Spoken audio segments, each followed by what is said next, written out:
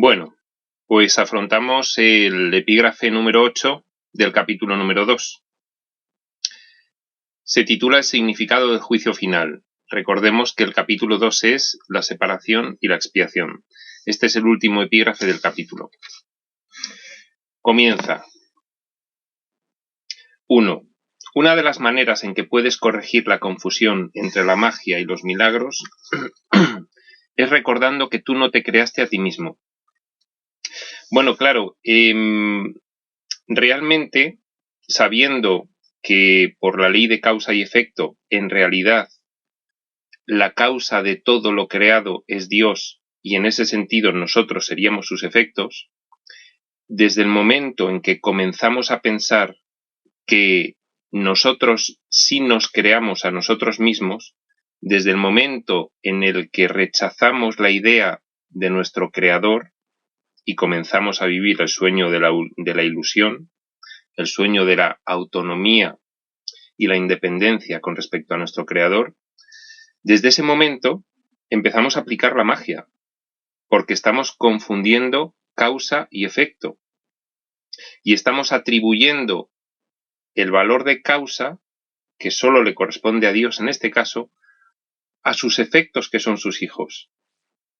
Somos nosotros sus efectos. De esta forma, pensamos que somos causa de nosotros mismos. Eso es la magia. Por eso dice, una de las maneras en que puedes corregir la confusión entre la magia y los milagros es recordando que tú no te creaste a ti mismo. Desde el momento en que recuerdas que tú no te creaste a ti mismo, sino que tu causa es Dios y lo tienes presente y te mantienes siempre alerta en favor de Dios y de su reino, entonces no puedes incurrir en ese error fundamental de la magia de ser tú la primera entidad creadora y creador de ti mismo. Eso es una confusión importante. ¿Por qué no se pueden confundir con los milagros? Bueno, los milagros es una corrección de ese error que viene precisamente de Dios, tiene su origen en Dios. Es un recurso de aprendizaje que tenemos dentro del sueño de la ilusión. El milagro. El milagro corrige el error, corrige la creencia en la magia. Continúa. Tiendes a olvidarte de esto cuando te vuelves egocéntrico, cuando piensas que eres tú la causa de todo. Realmente, nuestra experiencia en este plano es un intento de atribuir a nuestra existencia la primera causa en nosotros mismos, no en Dios. Y de ahí sale, pues, por decirlo de alguna forma, experimento que es la forma, el espacio, el tiempo y la atribución de una parte de nuestra mente a esas formas. El héroe del sueño. Te vuelves egocéntrico, lo cual te coloca en una posición en la que es prácticamente inevitable creer en la magia. Claro, desde el momento en el que confundes la causa con el efecto, la primera causa creadora que es Dios, con su efecto que es su Hijo, desde el momento en el que te atribuyes ser la primera causa creadora, te sitúas en una posición en la que es prácticamente inevitable creer en la magia. Continúa. Tu voluntad de crear te fue dada por tu creador, quien estaba expresando esa misma voluntad en su creación. Claro, solo existe una voluntad, que es la voluntad creadora de Dios, de la causa primera. Esa voluntad, al transmitirnos Dios sus mismos atributos creadores, co-creadores con Él, está transmitiendo la única voluntad posible, porque nuestra función se convierte en crear. Precisamente todo el problema viene cuando confundimos cuál es nuestra función, cuando deseamos actuar en contra de esa naturaleza, que es la que hemos recibido de nuestro Creador. Estaba expresando esa misma voluntad en su creación. La voluntad de Dios cuando nos crea es transmitirnos todo para que a su vez nos volvamos co-creadores con Él. pensar que puedes contradecir esa voluntad es la causa del sueño de la ilusión, la causa de la creencia en la magia. Continúa, puesto que la capacidad de crear reside en la mente, todo lo que creas es necesariamente una cuestión de voluntad. De ello se desprende también que lo que haces por tu cuenta es real para ti, mas no lo es en la mente de Dios. Bien, para nosotros aquello en lo que creemos es real, o mejor dicho, aquello en lo que creemos es real para nosotros, porque nuestra mente funciona de esa manera. Pero claro, si decides creer en algo que no es verdadero, entonces puede ser real para ti, pero no es real en la mentalidad uno con Dios. Con lo cual, ¿qué ocurre? Que esa voluntad divergente de la de Dios no puede producir otra cosa que la división de tu mente. Aquella parte de tu mente que decide creer en lo que no es real, necesariamente, para poder llevarlo a cabo, debe dividirse y comenzar a soñar. Este es el proceso de la separación. Continúa. Esta distinción básica conduce directamente al verdadero significado del juicio final. Recordemos, porque ahora se va a ver, esta distinción básica entre la creencia falsa, que es real en tu mente, y que no es real en la mente de Dios. El juicio final, continúa diciendo ya en el punto 2, es una de las ideas más atemorizantes de tu sistema de pensamiento. Nuestro sistema de pensamiento es el del ego, es el de la separación, es el del desvío hacia el miedo, es el de la pérdida, es el de creer que somos autónomos e independientes. Una de las ideas más atemorizantes. Esto se debe a que no entiendes lo que es. Juzgar no es un atributo de Dios. Bien, nosotros recordemos que según nuestra mente se divide para poder vivir el sueño de la ilusión, deja de realizar su función, que es crear, extendiendo el amor, y comienza a realizar una proyección, que es una creación falsa. Es esa misma facultad que tiene la mente de estar constantemente en su actividad creativa, pero en vez de según su naturaleza, según una naturaleza opuesta. Con lo cual comienza, en vez de la extensión del amor, la proyección de la oscuridad. Eso es lo que nos lleva a considerar un mundo amenazador y un Dios amenazador. Un mundo de diferencias del cual te tienes que defender y un Dios que está atento a tus pecados para castigarte. De ahí viene la idea del juicio final. Esto se debe a que no entiendes lo que es el juicio final. Debido al proceso que hemos sufrido, nosotros tenemos la idea del juicio final como una idea en la cual se nos va a juzgar por nuestros pecados y se nos va a castigar. Dice, juzgar no es un atributo de Dios. Estamos confundidos en esa idea. El juicio final se originó a raíz de la separación como uno de los muchos recursos de aprendizaje que se incluyeron en el plan general. El juicio final, su significado real. Nosotros, recordad que tergiversamos todos los conceptos que originalmente no son propios, porque al querer vivir algo completamente opuesto a nuestra naturaleza real, debemos invertir todas esas leyes. Una de las inversiones fundamentales, que es precisamente la tercera ley del caos, es: existe un Dios amenazador, el cual tiene que aceptar mi idea de pecador y debe castigarme. No le doy otro remedio. Esa es una de las proyecciones principales que realiza el ego. Y esa es, si atendéis a la naturaleza de las religiones, pues un tema fundamental en todas ellas, en algún momento. El verdadero juicio final se originó a raíz de la separación como uno de los muchos recursos de aprendizaje que se incluyeron en el plan general de Dios para la salvación. Del mismo modo en que la separación abarcó un periodo de millones de años, esa división de la mente, esa fragmentación, esa profundización en diferentes niveles, cada cual más alejado, cada cual más ignorante, cada cual más estrecho y limitado, hasta llegar a niveles francamente ínfimos con respecto a lo que es tu mente real, ¿no?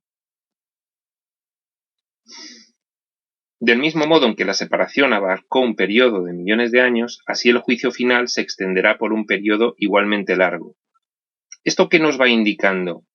Que es un proceso mental contrario al que nosotros mismos realizamos en el proceso de separación. El proceso de separación, desde que nosotros empezamos a tener conciencia del tiempo como un diseño que realizamos para poder vivir esta experiencia, el tiempo nos venía bien a nuestros fines y decidimos crear falsamente ese concepto en nuestra mente, dentro del sueño. A partir de que empieza a funcionar el tiempo, el proceso de separación, el diseño que realizamos para poder vivir esta experiencia, dura millones de años. Y nos dice, así el juicio final se extenderá por un periodo igualmente largo. Es el proceso de retorno. O tal vez aún más largo. Su duración, no obstante, puede acortarse enormemente mediante los milagros. Claro, recordemos que los milagros son correcciones de creencias. Los milagros son posibilidades que nos ofrece esa parte de nuestra mente que no se dividió, que nos ofrece para poder darnos cuenta, corregir las creencias del sistema de pensamiento oscuro y poder aplicar otros conceptos. Esto nos ahorrará mucho tiempo en el cual estaríamos aplicando los antiguos conceptos con una evolución muy lenta y que ahora, a través del milagro, con esa potente herramienta, podemos ir acortando, porque cada vez que nos damos cuenta de la corrección de un error, cada vez que corregimos nuestra percepción, cada vez que aplicamos un nuevo concepto del sistema de pensamiento del espíritu en vez de un concepto del sistema de pensamiento del ego, cada vez que eso ocurre, suprimimos el tiempo que hubiésemos necesitado para darnos cuenta del error. Es inmediato. Su duración, no obstante, puede acortarse, la duración de este periodo de retorno del juicio final, puede acortarse enormemente mediante los milagros, corrigiendo nuestro pensamiento. El recurso que acorta el tiempo, dice a continuación, pero que no lo abole. Claro, esto es un recurso por el cual es una ayuda para que nosotros mismos vayamos cancelando ese diseño del tiempo. Pero el milagro no puede abolir lo que nosotros mismos nos hemos dado en creer. Porque nuestra voluntad es la voluntad de unos seres creados a imagen y semejanza, que quiere decir en el mismo pensamiento y en la misma calidad de pensamiento que su creador. Entonces, no tiene sentido debilitar a unas creaciones imponiéndoles un criterio. Debemos elegir. Si estamos creyendo en la ilusión, el milagro no puede cancelar esa creencia. Sí puede ayudarnos para que nosotros mismos decidamos poco a poco ir corrigiendo esa creencia y de esa forma acortemos el tiempo de retorno. Dice, si un número suficiente de nosotros llega a alcanzar una mentalidad verdaderamente milagrosa, si corrige su percepción, aún estamos dentro de la percepción, pero pasa de la pesadilla al sueño feliz. Si un número suficiente de nosotros llega a alcanzar una mentalidad verdaderamente milagrosa, este proceso de acortar el tiempo puede llegar a ser virtualmente inconmensurable. Esto es como cuando se pone el agua a hervir y el agua comienza la ebullición cuando llega a los 100 grados. Antes, simplemente está preparándose para ello. Si no llega a los 100 grados, no comienza la ebullición y la transformación del estado líquido al gaseoso. Entonces, si un número suficiente de nosotros, si se aplica la suficiente cantidad de calor al agua, alcanza una mentalidad verdaderamente milagrosa, este proceso de acortar el tiempo puede llegar a ser virtualmente inconmensurable. Lo que hubiese tardado el agua en absorberse a 50 o 60 grados, se acorta inconmensurablemente cuando el agua entra en ebullición, que es cuando se ha aplicado una cantidad suficiente de calor. Cuando un número suficiente de nosotros llega a alcanzar una mentalidad verdaderamente milagrosa. No habla de todos. ¿De acuerdo? Continúa. Es esencial, no obstante, que te liberes a ti mismo del miedo, cuanto antes, pues tienes que escapar del conflicto si es que has de llevar paz a otras mentes. Bueno, el miedo es uno de los pilares fundamentales del sueño, de ilusión, del diseño que el ego ha realizado para vivir esta experiencia.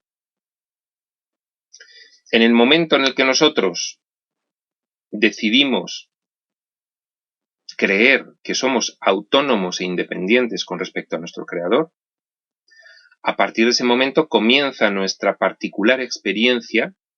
Dice aquí que no lo fue en la mente de Dios, solo en la nuestra propia, pues se separó del paradigma divino, y a partir de ese momento surge la culpa, la creencia en el pecado de pensar que has traicionado la voluntad de Dios, la culpa por creer que realmente has logrado romper esa unidad, realmente es un sueño, y el miedo a un castigo, ya de un Dios que hemos inventado nosotros, que no es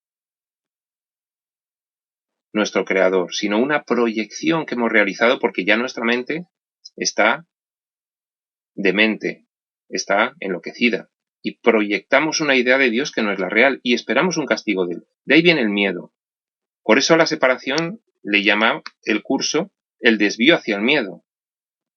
A partir de ahí, el miedo es, junto con la proyección, la ira y el ataque, el mecanismo que mantiene vigente la separación en nuestras mentes.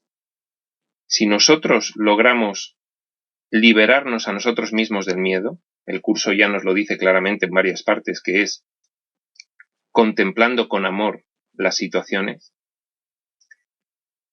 entonces lograremos escapar del conflicto y podremos, de esa forma, comenzar, a través del milagro, a dar el ejemplo a otras mentes y a acortar nuestro proceso de retorno. La liberación del miedo es fundamental. Ya hemos visto anteriormente en miedo y conflicto, y en causa y efecto, que para eso hay una cosa que tenemos que hacer nosotros y que realmente es lo único que tenemos que hacer, que Jesús no lo puede hacer por nosotros, que es vigilar nuestra mente, ser conscientes para aplicar esos conceptos que nos hacen percibir de una manera diferente lo que está ocurriendo. Y de esa forma podremos liberarnos del miedo. Pero tiene que ser una decisión nuestra. El otro día estaba comentando en una sesión individual que el curso te tiende la mano, te toma la mano, pero tú tienes que dar los pasos. Si tú das los pasos, el curso te guía. Pero si no das los pasos, el curso no te va a arrastrar.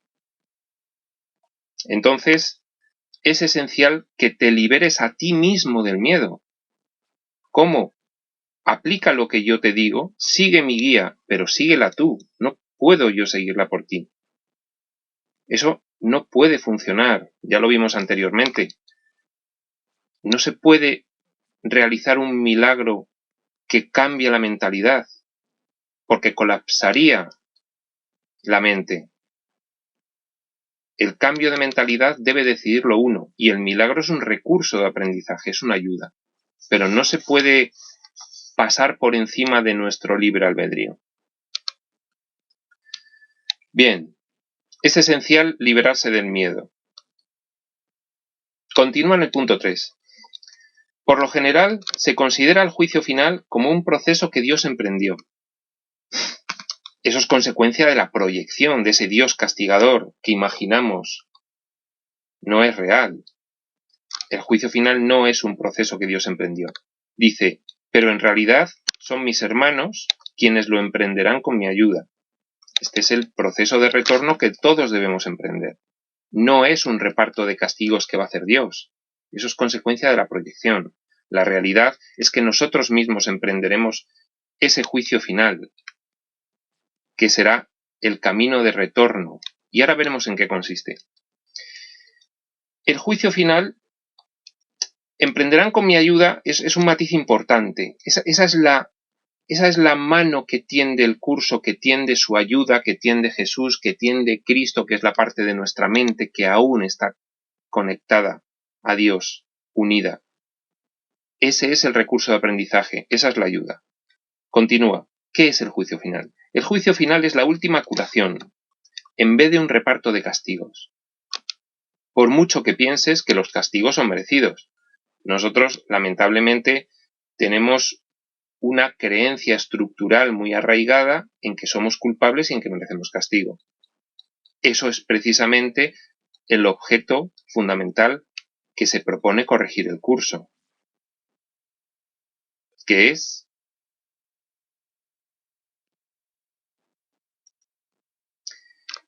conseguir que nos demos cuenta de lo que somos y cambiemos el concepto de pecado por el de error corregible.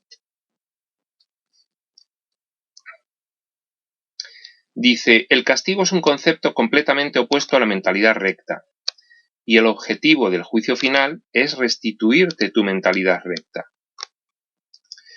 Esa es la gran diferencia. Nuestra proyección, el sentirnos profundamente culpables, ha hecho que imaginemos un Dios castigador. Lo que nos sustituye el curso a ese concepto erróneo es, perdona, el castigo es algo que no forma parte del sistema de pensamiento del espíritu. En absoluto puedes erradicar esa idea de tu mente, porque no tiene nada que ver con tu naturaleza real. Es un concepto completamente opuesto a la mentalidad recta. Y el objetivo del juicio final real, tal cual es un proceso de correcta, es restituirte tu mentalidad recta.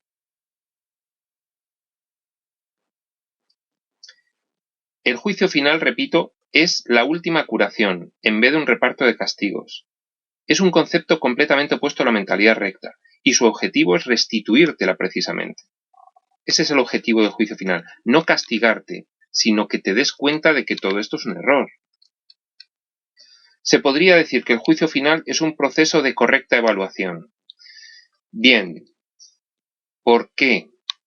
Nosotros hemos oído muy a menudo que no podemos juzgar, pero no es que juzgar en sí sea malo, es que nosotros no tenemos ahora mismo la capacidad de juzgar, porque tenemos la razón gravemente deteriorada. El único que puede juzgar dentro de esta experiencia es la voz de Dios, el traductor, es el Espíritu Santo. Es el único que puede emitir juicios. La correcta evaluación siempre procede de más allá del sueño, de fuera del laberinto. En ese sentido, sí se puede realizar un juicio, y el juicio final es la última curación. Es un juicio correcto, por fin.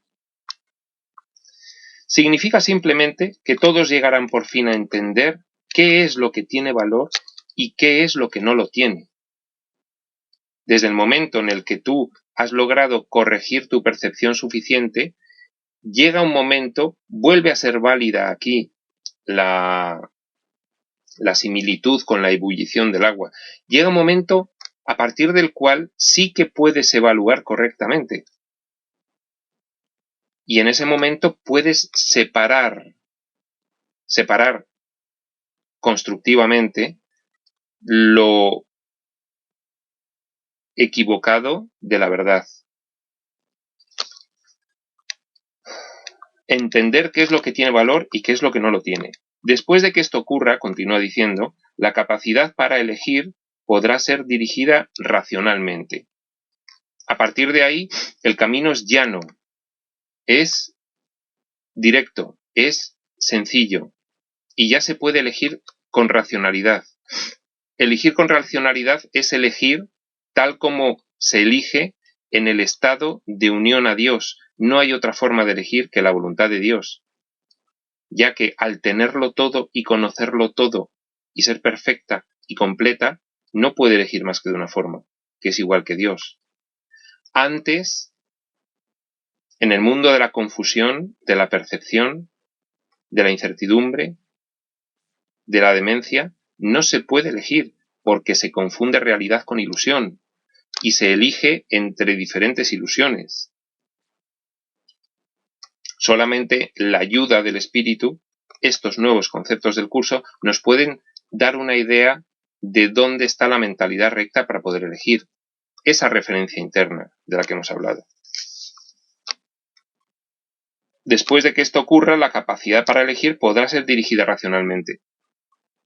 Cuando nos demos cuenta de qué es lo que tiene valor y lo que no lo tiene, ahí sí ya, mira, esto no tiene valor, esto sí. Ahora no lo sabemos. Ahora confundimos dicha y dolor. Ahora pensamos que podemos alternar entre dos sistemas de pensamiento completamente diferentes, uno de ellos que nos hace sufrir. No nos damos cuenta todavía. Continúa, pero hasta que no se haga esa distinción, las oscilaciones entre la voluntad libre y la aprisionada no podrán sino continuar. Esa alternancia de sistemas de pensamiento creyendo que podemos conservar la ilusión o parte de ella. Esa oscilación entre la voluntad libre, que es la del espíritu, no condicionada en absoluto, y la aprisionada, que es la que tenemos en esta experiencia como consecuencia de el predominio del ego en ella, de sus diseños, de sus decretos, esa personalidad resultante de la profunda devastación que sufrimos al separarnos y dividirse nuestra mente, que rige estas experiencias, esa mente en penumbra, en oscuridad. Pero hasta que no se haga esa distinción, las oscilaciones entre la voluntad libre y la aprisionada no podrán sino continuar, oscilando entre uno y otro sistema de pensamiento. Punto 4. El primer paso hacia la libertad comprende separar lo falso de lo verdadero. Este es un proceso de separación en el sentido constructivo de la palabra, lo habíamos adelantado antes, que refleja el verdadero significado del Apocalipsis. El Apocalipsis, cuando comienza el juicio final, cuando comienzas a distinguir lo real de lo que no lo es, la verdad de la ilusión. El primer paso hacia la libertad comprende separar lo falso de lo verdadero, cuando tienes la capacidad de separarlo. Según vas aplicando estos nuevos conceptos del curso, en un proceso gradual, ya que estamos en el sueño y aquí todo es gradual, comienzas ya a separar lo falso de lo verdadero, porque comienzas a darte cuenta que aplicando los nuevos conceptos se acaba el sufrimiento. Y ahí ya te vas dando cuenta. Ese es un proceso. Y vas separando la verdad de la ilusión. Continúa. Al final, cada cual contemplará sus propias creaciones y elegirá conservar solo lo bueno, tal como Dios mismo contempló lo que había creado y vio que era bueno. Daos cuenta que nuestra mente o crea o proyecta. Es una ley. Nuestra mente es activa en todo momento.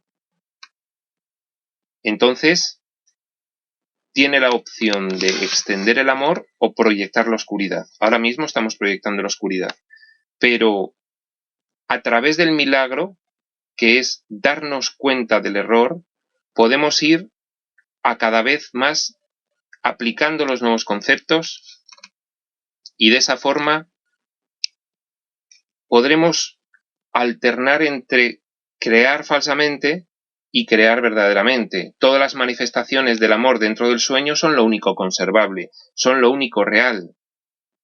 Aparte, nuestra mente, en su estado natural, la parte no dividida, sigue creando.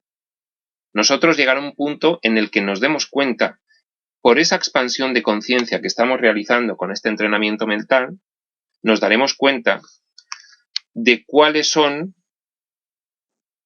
las creaciones buenas.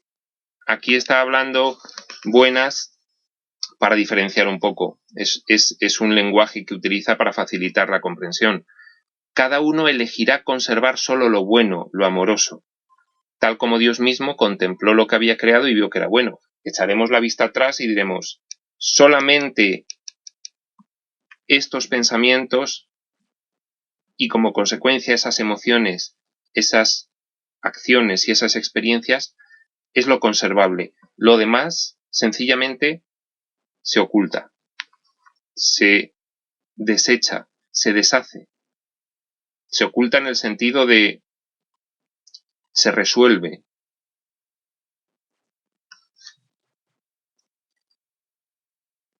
A partir de ahí, continúa diciendo, la mente podrá comenzar a contemplar sus propias creaciones con amor por razón del mérito que tienen. Ahí nos daremos cuenta, como decía antes, sabremos separar la verdad de la ilusión, lo creado de lo creado falsamente. Al mismo tiempo, continúa, la mente repudiará inevitablemente sus creaciones falsas, que, en ausencia de la creencia que las originó, dejarán de existir. Poco a poco, en ese proceso por el cual cada vez vas aplicando de una forma más frecuente y consistente los conceptos del curso, que son del sistema de pensamiento del espíritu, en vez de los conceptos antiguos del ego, cada vez lo vas consolidando más, unificas con un propósito firme los medios e integras, porque te enfocas solo en ello. Llega un momento en el que no hay ya más, y entonces ya dejas de alternar la verdad con la ilusión, desechas la ilusión y puedes perfectamente separar todo lo verdadero de lo falso y conservar, como dice, solo lo bueno. El punto 5 y último. El término juicio final asusta no solo porque ha sido proyectado sobre Dios, sino también por la asociación de la palabra final con la muerte. El sistema de pensamiento del ego,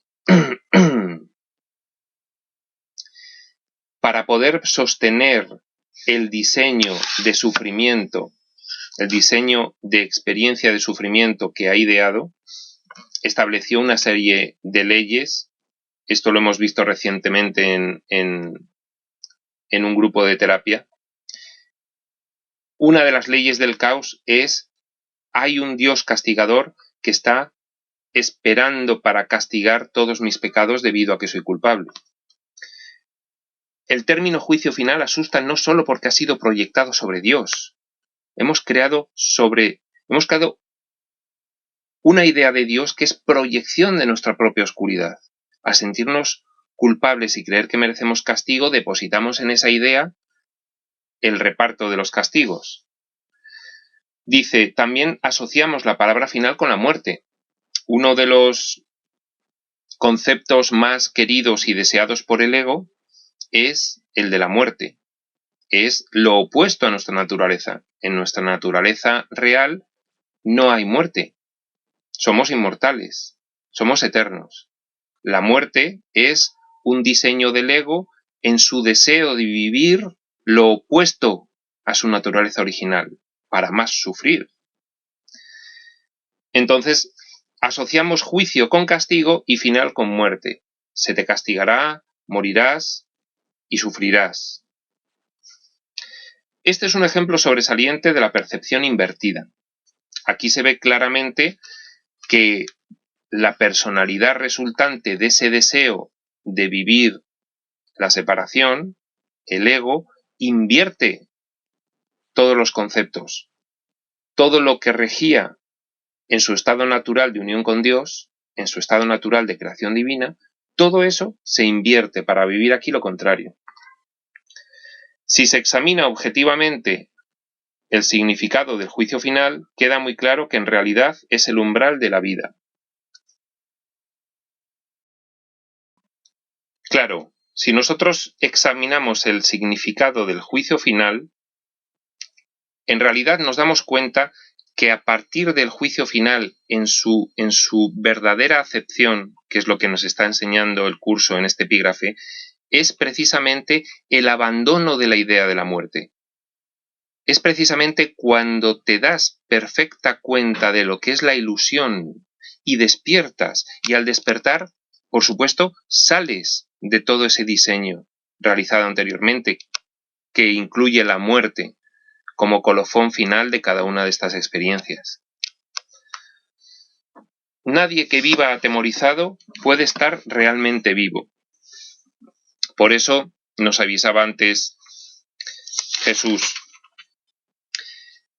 de que es esencial que te liberes a ti mismo del miedo cuanto antes, para poder escapar del conflicto.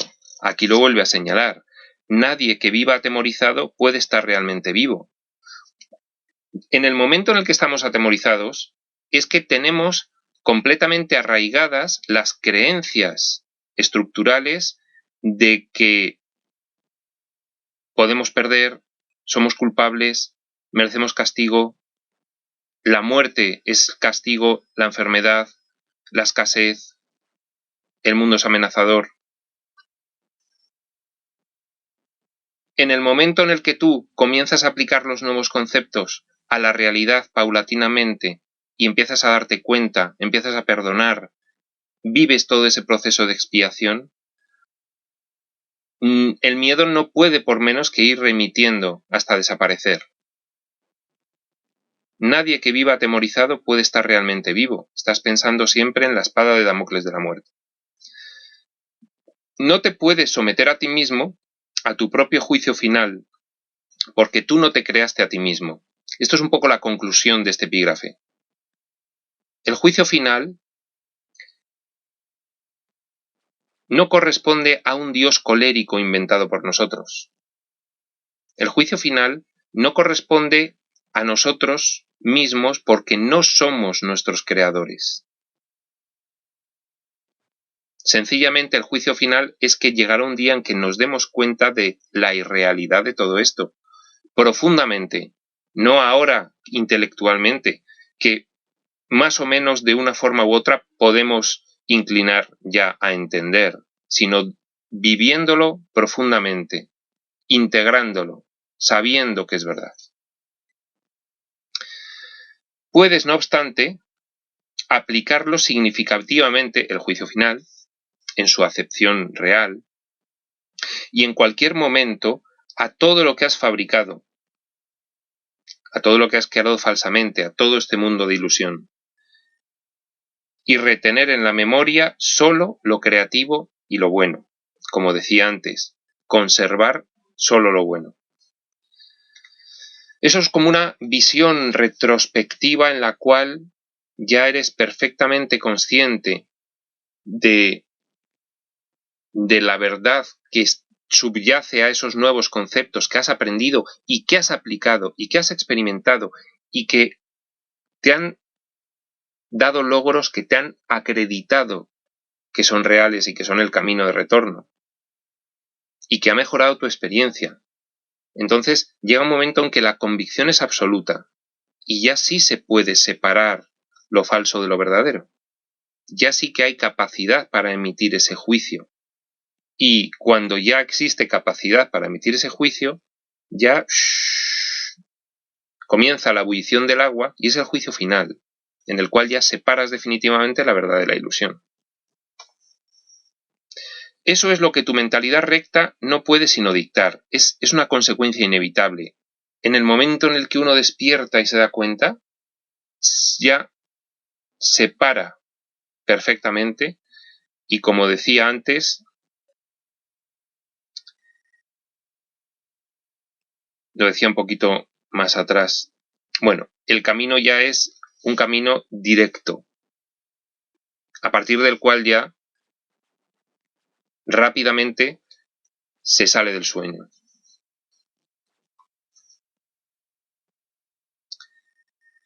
Continúa, el único propósito del tiempo es darte tiempo para alcanzar ese juicio. En este sentido, aquello que ha diseñado el ego para poder perpetuar esta experiencia de mente, lo utiliza el espíritu como un recurso de aprendizaje para ir dándote cuenta, darte tiempo para poder alcanzar ese juicio final de qué es lo verdadero y qué es lo falso.